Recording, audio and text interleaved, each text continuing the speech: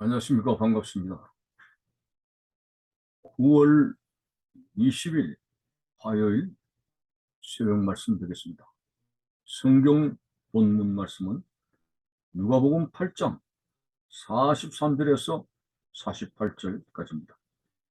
이에 12해를 혈루증으로 앓는 중에 아무에게도 고침을 받지 못하던 여자가 예수의 뒤로 와서 그의 옷가에 손을 대니 혈루증이 즉시 그쳤더라.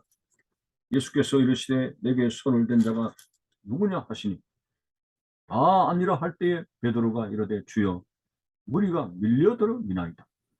예수께서 이르시되 내게 손을 댄 자가 있도다. 이는 내게서 능력이 나간 줄 알미로다 하시니 여자가 스스로 숨기지 못할 줄 알고 떨며 나와 엎드려 그 손댄 이유와 그 나은 것을 모든 사람 앞에서 말하니 예수께서 이르시되 따라 내 믿음이 너를 구원하였으니 평안히 가라 하시더라. 아멘. 지난 새벽에 말씀과 연관성으로 회당장 야이로의 집에 가는 중에 혈루증 여인을 만나게 되었던 사실을 다시 한번 살펴보겠습니다. 이 혈루증이라고 하는 것은 혈루, 피의 유출, 여자들이 규칙적으로 행하는 월경과는 상관없이 계속적으로 불규칙적으로 피를 흘려내는 아주 무서운 병입니다. 이 여인은 여러 의원을 만나고 좋은 약을 먹었어도 고침을 받지 못하고 무려 12년 동안 절망적이고 고통스러운 세월을 보냈습니다.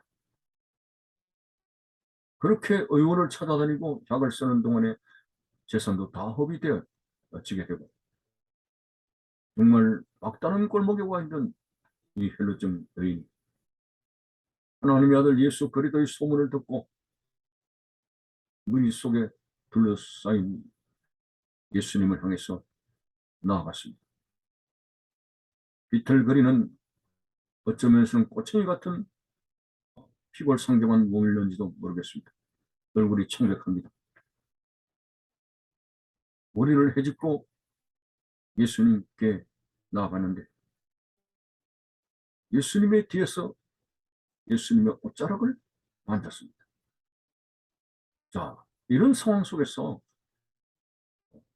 예수님께서 갑자기 회당장 야이로의 집으로 가는 그런 시끌벅적한 상황 속에서 멈춰서서 이런 말씀을 했습니다.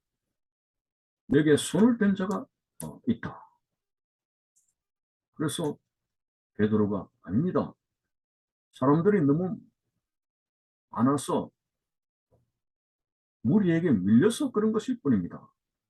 라고 했습니다. 그때 아니다. 내게 손을 댄 자가 분명히 있다. 내게서 능력이 나간 줄 알미로다라는 말씀을 하게 되었습니다. 그래서 숨을 죽이면서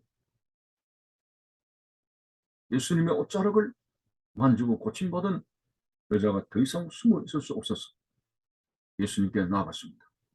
커다란 꾸지람을 받을 줄 알았죠. 너 왜 이렇게 강큰 짓을 하느냐? 왜 몰래 손을 대느냐?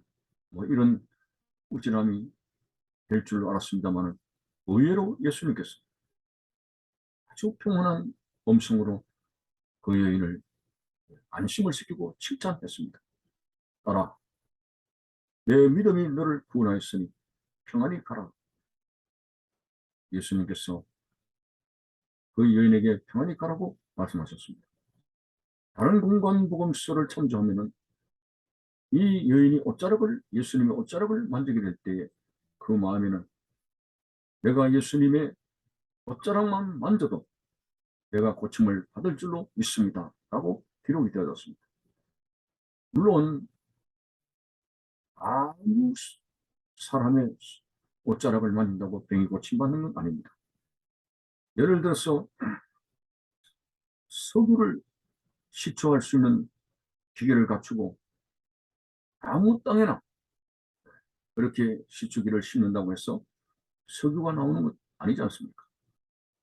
석유가 저장되어 있는 곳에 확실하게 탐사를 해서 그곳에 시추를 하게 될 때 석유가 올라오는 것처럼 아무에게나 이 여인이 옷자락을 만진다고 해서 그 사람이 믿음을 가진다고 해서 병이 나는 게 아닙니다. 그는 정확하게 하나님의 아들 예수 그리스도를 만졌습니다. 예수 그리스도는 하나님의 아들이시고 전능자이시고 이 세상 만물을 창조하신 하나님의 아들이십니다. 그런 하나님의 아들 예수님께 옷자락을 만졌습니다. 이번에 옷자락만 만져도 내가 나음을 받겠다. 그렇게 했더니 놀랍게도 온몸에 변화가 일어나는 것을 느꼈을 것입니다. 아, 이거 내가 나았다. 자, 예수님도 이렇게 말씀했습니다. 내 믿음이 너를 구원하였느니라. 내 믿음이 너를 치료하였느니라. 내 믿음을 통해서 하나님의 능력으로 네가 치료를 받았다고 예수님께서 말씀을 하셨습니다. 참으로 물론 사람들의 마음마다 제각기 말씀을 받는 밭이 다릅니다만 벨루정 여인은 어떻게 예수님께 처음 나아가는데도 이렇게 좋은 마음밭을 가졌어. 주님께 나아가는 그 자리에서 주님의 옷자락만 만져도 내가 고침을 받을 줄로 믿는다는 이 믿음을 가졌습니다. 우리는 어쩌면 신앙생활을 하는 가운데서 오랜 믿음의 생활 가운데서도 아직까지도 주님에 대한 전적인 신뢰와 믿음을 가지지 못하고 성령의 역사로 되어지는 능력을 체험하지 못하며 안타깝게 힘들게 살아가는 신앙생활은 아닌지 참으로 우리의 믿음이 없는 것을 하나님 앞에 회개하면서 나의 믿음이 없는 것을 도와주시옵소서. 한 번은 간질병 환자를 아들로 둔 아버지가 제자들에게 의뢰했더니 고침을 받지 못하고 결국 예수님께 나갔습니다. 그때 이 아버지가 서두에 하는 말이 무엇을 하실 수 있거든 이 아들 고쳐달라는 쭉 반신반의하는 주님께서는 가장 편치 않는 그런 말을 듣게 되었습니다. 예수님은 믿음에 관한 고백, 믿음에 관한 말씀 이 같은 것을 기뻐받으십니다. 할 수 있거든이 무슨 말입니까? 믿는 자에게는 능치 못할 일이 없느니라고 믿음 없는 것을 어찌됐더니 나의 믿음 없는 것을 도와달라고 자세를 낮추었습니다. 그렇습니다. 오늘 우리가 주님 앞에 행하는 기도가 과연 살아있는 기도입니까? 예수 그리스도를 향해서 얼마나 간절하고 얼마나 인내를 가지고 얼마나 믿음을 가지고 주님 앞에 간구하고 있는가.